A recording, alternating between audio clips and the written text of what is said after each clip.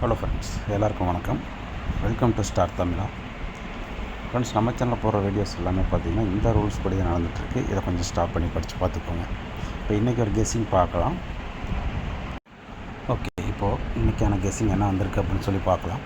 இப்போது நம்ம ஏற்கனவே சொல்லியிருந்தோம், இந்த C-போர்டு 0 வரும்போதெல்லாம் ஒரு கேம் ஆடணும் அப்படின்னு சொல்லியிருந்தோம். இப்போ அதை பேஸ் பண்ணி நம்மளுக்கு ஃபஸ்ட்டு 0 ஆடும்போது என்ன பண்ணோன்னு பாருங்கள். 0க்கு ஒரு 9 அப்படின்னு அடித்தான்.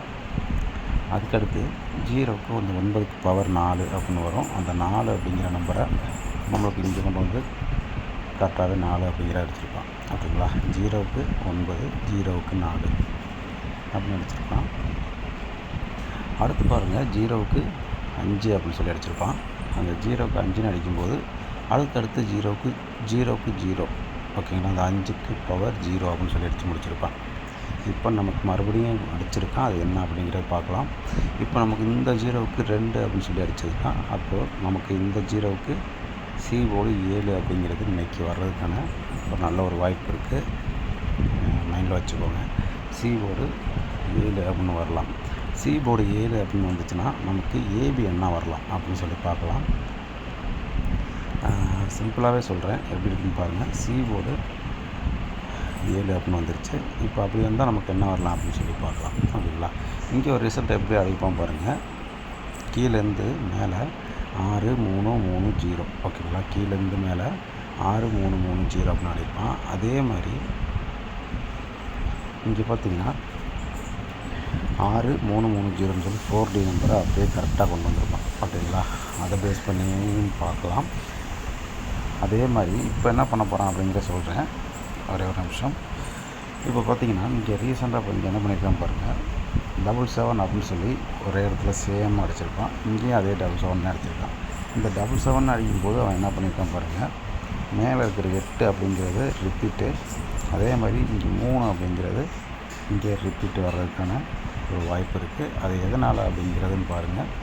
இங்கே பார்த்தீங்கன்னா 330 அப்படின்னு அடிச்சிருப்பான். அதே மாதிரி இங்கே ப்ளஸ் டைப்பில் 330 அப்படிங்கிறதும் இங்கேயுமே வந்திருக்கும். ஓகேங்களா? ப்ளஸ் டைப்பில் 330 அப்படின்னு சொல்லி வச்சுருக்கோம்.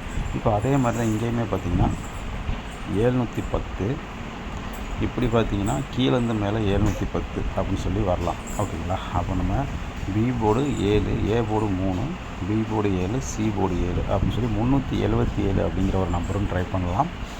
அப்படி இல்லை அப்படின்னா நமக்கு இப்படி வர்றதுக்கான வாய்ப்பும் இருக்குது. அது எப்படி அப்படின்னா பாருங்கள்.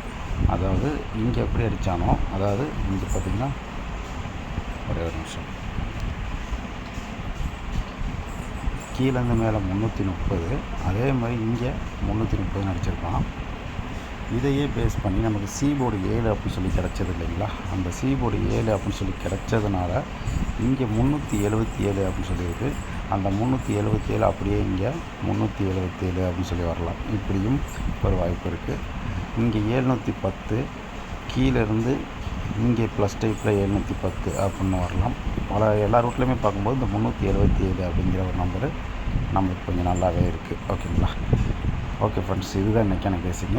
இந்த 377 அப்படிங்கிற ஒரு சிங்கிள் நம்பரை நம்ம இன்றைக்கி ட்ரை பண்ணி பார்க்கலாம். ஓகேங்களா?